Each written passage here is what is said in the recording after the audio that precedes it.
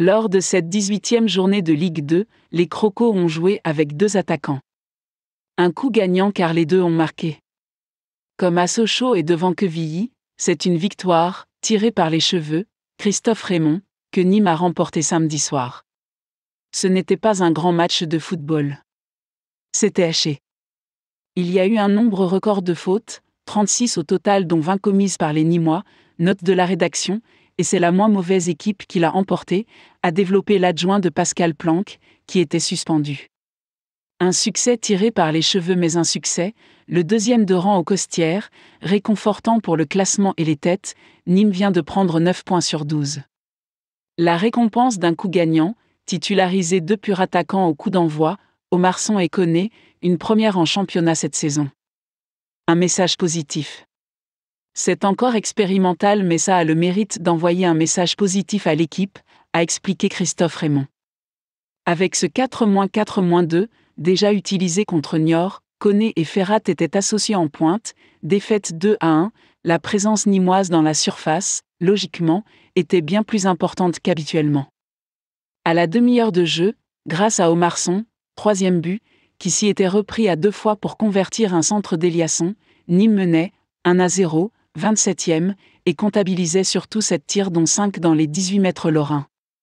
Cela ne signifiait pas que Nancy était bousculée, loin de là. La lanterne rouge faisait mieux que se défendre. Elle gagnait plus de 60% des duels, preuve qu'à la récupération, elle prenait régulièrement le dessus sur les Crocos qui, malgré un Martinez tranchant, concédaient ainsi pas mal de situations.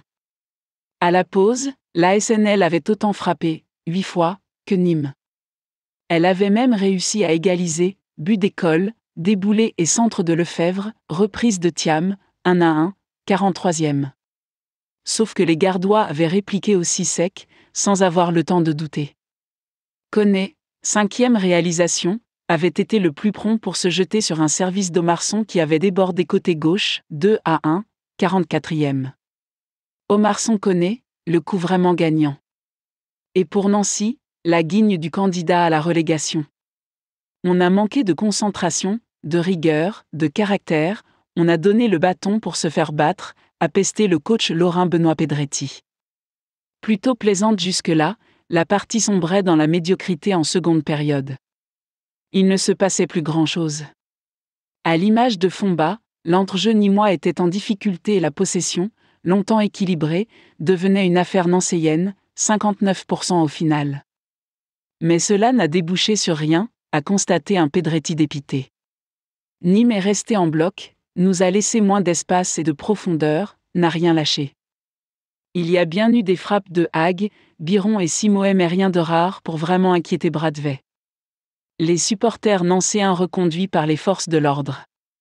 Nîmes, qui s'est mis à allonger mais sans varier les trajectoires, n'a pas été plus menaçant. Avant que son équipe ne soit réduite à 10, exclusion de Lefebvre, 82e, Trott, le gardien de Nancy, a juste dû détourner une frappe de Koné, 77e, privé du doublé pour une position de hors-jeu, 71e. On a mis beaucoup de volonté mais on s'est trop précipité, on a eu du déchet technique, on n'a pas eu de gros temps de possession, on a fait avec les moyens du bord, a analysé Christophe Rémond, avant de conclure, l'équipe est convalescente et toujours un peu fébrile mais c'est en prenant des points qu'on engrange de la confiance. Les supporters de Nancy, qui ont fait une halte à Pouls dans l'après-midi, ne sont jamais arrivés aux Costières. Leurs 8 minibus, plus les 2 de leurs amis, niçois qui les avaient rejoints, ont été interceptés par les forces de l'ordre, renvoyés et escortés jusqu'à Valence.